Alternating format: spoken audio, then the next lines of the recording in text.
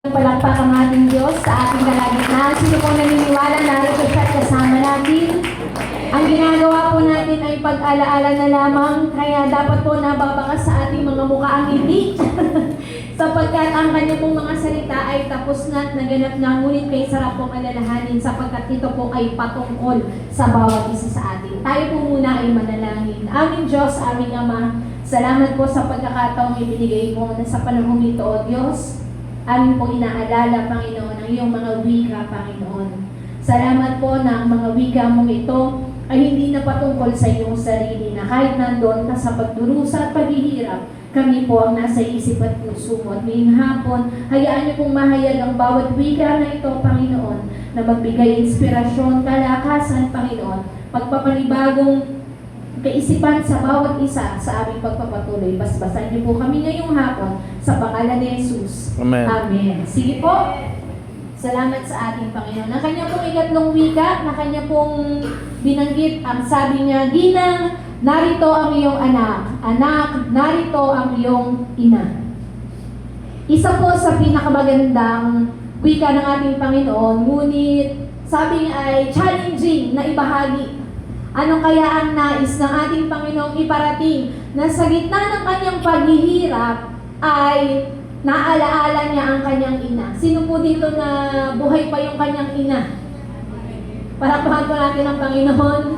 At ang ating mga ina po ay buhay pa at kasama natin. Sa mga wala na po ay salamat din sa ating Panginoon dahil binigyan tayo ng instrumento para tayo ay lumabas sa mundong ito. Iniisip ko po habang binabasa kong mensaheng ito, para sa isang taong nahihirapan, para sa isang taong nasa pagdurusa, hindi nagawang kalimutan ng ating Panginoon na itagubilin si Maria. Alam naman po natin na si Maria ay kasangkapan lamang at hindi talaga tunay na ina. Ngunit kinailangan si Maria para maganap ang propesiya mula sa Old Testament para ang tagapagligtas ay magkatawang tao nga.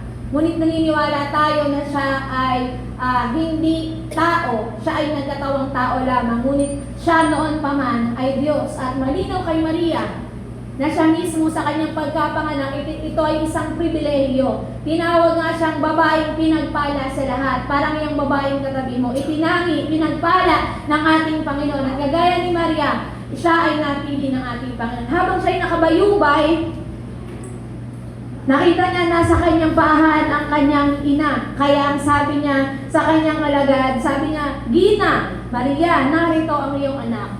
Anak, narito ang iyong ina. Ang tinutukoy niya pong mahal na alagad ay si Juan. Si Juan ng pagkakataon ngayon. At iniisip ko na para sa isang taong hirap na hirap, hindi pa rin nawala sa ating Panginoon yung pagmamahal niya. Ito nga daw po ay message of care and affection. Sino po dito kapag nasa paghihirap, ang iniisip mo ay makatanggap ng care and affection? Pero baliktad po ang ating Panginoon na nasa kabila siya ng paghihirap, ang kanya pa rin pag-aalala at pagmamahal ay hindi patungkol sa kanyang sarili, kung hindi patungkol sa iba, sa kanyang ina.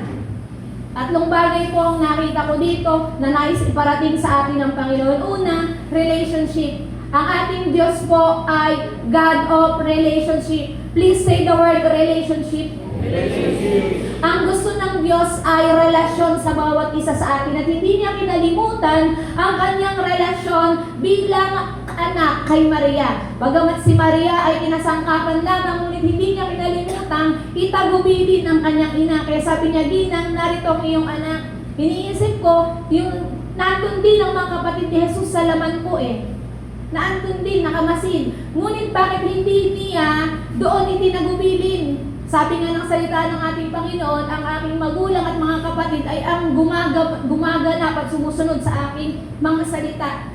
At ang bawat isa po sa atin na nakikinig ngayon at nagsasagawa ng kanyang mga salita ay itinuturing niyang pamilya o kamag-anak. Sino po dito thankful ka? Meron kang biological family. Di man sila Kagaya ng iba, hindi man sasabihin na kasing sagana ng iba, ngunit ang bawat isa po sa atin ay binigyan ng pagkakataong makaranas na magkaroon ng biological family. May mga pinagmulan po tayo. And the Lord wants relationship. Huwag po natin kalimutan, regardless of our situation, ang gusto ng Diyos is yung relationship, huwag mawawala. Unang-una sa pamilya. Our family is our first ministry. Though our family sometimes, ang madalas, ginagamit para tayo ay usigin, maging mahina, sapagkat silang tunay na nakakakilala sa atin. But we must not forget that our God is a God of relationship. At ipinakita niya yun towards His mother and His disciple. And the Lord wants relationship with us. Itinuring niya po tayong mga anak. Sino po dito thankful, tinuring tayong mga anak? At hindi niya tayo sa isang tabi. Sabi nga, tayo daw po ay mga hintil, itinugtong lamang, ngunit hindi ganun ang pagtingin sa atin ng Panginoon. He wants relationship with us. That's why He sent His Son, Jesus. Pangalawa, it is a message of responsibility. Na ang bawat isa sa atin, nung tayo iniligtas, inaring ganap, inaring kanyang anak, ay mayroon din po tayong responsibilidad na dapat nating gampanan. Iniisip ko, I know it's not a coincidence na nandun si Juan, sapagkat naniniwala ako na yung tiwala niya sa kanyang disipulong si Juan ay ganun na lamang. At kagaya po ninyo, kagaya po natin, ang tayo po ay pinagkatiwalaan ng Diyos. Ano po ang pinagkatiwala sa atin ng Diyos? Una, yung family natin, it is entrusted for us by God.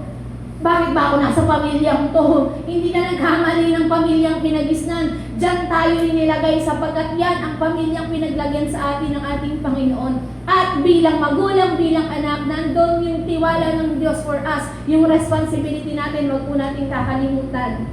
Kung anak tayo, magpakaanak po tayo regardless kung sinong mga magulang natin. At kung magulang po tayo, maging mabuti po tayong magulang regardless kung sino po mga naging anak po natin.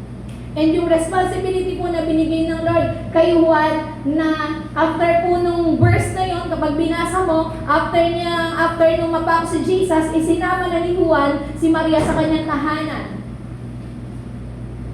And our responsibility ay hindi lamang po para sa loob ng pamilya, meron din po tayong responsibilidad para sa iba. I am wondering, sabi niya, ginang narito ang iyong anak narito ang iyong ina, hindi naman po sila magkamag-anak.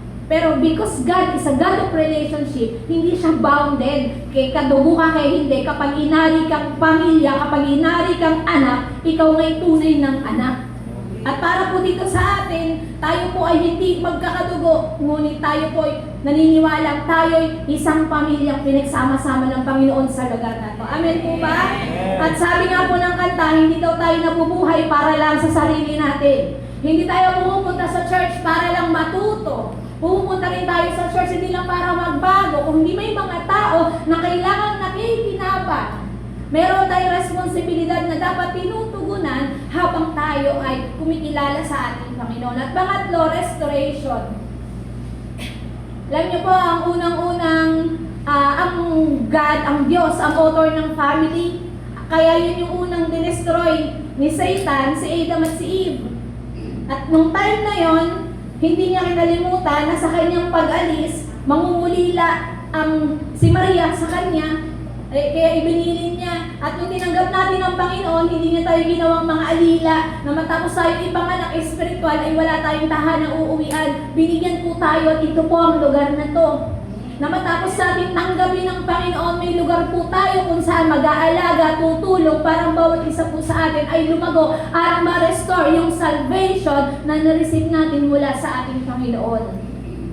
So tatlong bagay po, relationship, huwag po natin kalimutan na kaya tayo pumupunta dito because we have a good relationship with God. That's why kaya natin pakisamahan, kaya natin magkaroon ng maayos na relasyon sa isa't isa because our relationship ay mula sa Diyos at hindi base sa relihiyon. Amen po? Amen. Hindi po relihiyon ang basihan natin bakit po tayo pumupunta sa lugar na to. Pangalawa, yung responsibility. Hindi lamang po tayo nabubuhay para sa sarili natin. God has given us the responsibility. Binigyan ka niya ng anak, you have the responsibility to take care of them, regardless of who they are. Ganon din po bilang mga magulang, binigyan ka ng trabaho, binigyan ka ng negosyo, and it is for us to take good care of. Kaya naniniwala ko nung itinatagubilin nga si Maria kay Juan, he know that John is capable of taking care of his mother. And the Lord is telling us, we have the responsibility to take care of the others na wala pa sa lugar na to. For them to be restored, pangatlo po. So yung restoration, kung meron mang inalis ang kaaway sa atin, yun ay ang magandang relasyon natin sa Diyos. At nung tinanggap natin siya, pinatawad niya tayo sa ating mga kasalanan at ibinilang sa kanyang body of Christ, na-restore tayo, we must do the same with other people. Pag po natin kalimutan, maraming tao hindi restored, kaya broken. And that restoration will happen kapag ang isang tao ay nakatagpo ng isang pamilya na mag-aalaga sa kanya regardless kung ano pa ang kanyang nakaraan. So dito po nito, papasalamat, tanggap tayo ng Panginoon kahit ano tayo dati. Salamat po sa Panginoon. At ngayong hapon, nais ko pong encourage ang bawat isa. Kung si Jesus ay hindi niya nakalimutang itagubili ng kanyang ina kahit taro siya sa paghihirap, lalo't higit ngayon na nandun siya sa paghahari, hindi niya kakalimutan na tayo ay bigyan ng care, bigyan ng love, at bigyan ng affection. At alam niyo po, God has given us this spiritual family. We have these spiritual parents na ginamit ng Lord para tayo ay makakilala sa Panginoon, and we have the responsibility over them. Hindi lang sila ang merong responsibilidad sa atin, gayon din po tayo sa kanila. We have to pray for each other as a family, and we have to take good care of ourselves. Bawat isa sa atin ay panghalagahan po natin. At naniniwala po ako na na-relieve si Mary in that moment na though alam naman niya it will happen, pero para sa kanya, di ba, yung sanggol na inalagaan mo, though alam mo yung mangyayari, wala kasing sakit yung relasyon ng ina sa anak. Kasi sabi nga nila, yun daw nanay, karugtong ng bituka mo yung anak mo. Dapat ganun yung halos turingan natin, relasyon natin sa bawat isa, na parang tayo ay galing sa iisang sinapupunan na kahit hindi tayo magkakadugo, yung care natin para sa isa't isa ay ganun na lamang, because that is God who cared for us. Kasi yun ang natanggap nating pagmamahal mula sa ating Panginoon. Kaya bago po ako magtapos, nais ko pong iwanan sa inyo ang mensahe, kung hindi nga nalimutan ni Jesus, iparamdam yung affection, kahit nasa ganun siyang sitwasyon, pagmamahal sa kanyang disipulo at sa kanyang mga anak, lalo't hindi niya po kakayanin kalimutan, iparamdam sa atin ang mga bagay na yun, lalo't siya'y naroon sa paghahari sa kalangitan. Sino po dito excited na ang Lord ay binil tayo for relationship? He has built us for responsibility, and He wants the restoration to happen in us. At madatnan niya po tayo magkakasama sa loob ng pamilyang ito. Kaya pwede po mapakisabi sa katabi mo, buti na lang. Kapatid kita sa Panginoon. Sige po, hindi po natin sila kilala. Galing po tayo sa iba't ibang pamilya, iba-iba tayo ng itsura, pero meron tayong isang Ama na nagbuklod sa bawat isa po sa atin at nagbigay ng pag-ibig sa atin, kaya naman tayo ngayon ay natututong umibig sa isa't isa. And this third word of Jesus encourages us that family must be in our hearts. Na kahit nagmi-ministry tayo, family must not left behind. Na hindi din naman puro pamilya, kailangan din naman natin ang ibang taong tulungan. So it must be balanced.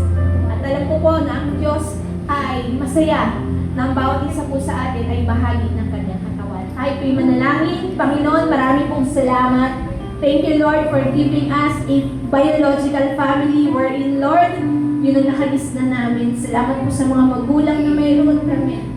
Ito po'y galing sa iyo. Lord, we also thank you for the spiritual family, Panginoon, na binigay mo sa amin. And we know, Lord, na kung paano namin naranasan yung pag-ibig mo, turuan mo din po kami, Panginoon, na yung responsibility, Panginoon, ay binigay mo sa amin para sa ibang tao, Panginoon, ay magawa din po namin. At salamat po, Panginoon, na yung pag-ibig mo, pagkalinga mo, Panginoon, ay sapat at aming nararanasan. Salamat po, Panginoon, sa aming spiritual family. Patuloy mo po kaming tulungan, Panginoon. Patuloy mo kaming bigkisin, Panginoon. Patuloy mo kaming buuin ng iyong pag-ibig. Sa hapong ito, wala pong ibang madakila, tanging ikaw, sa pangalan ni Jesus. Amen. Palakpakan po natin ang Panginoon. Ikaapat na wika.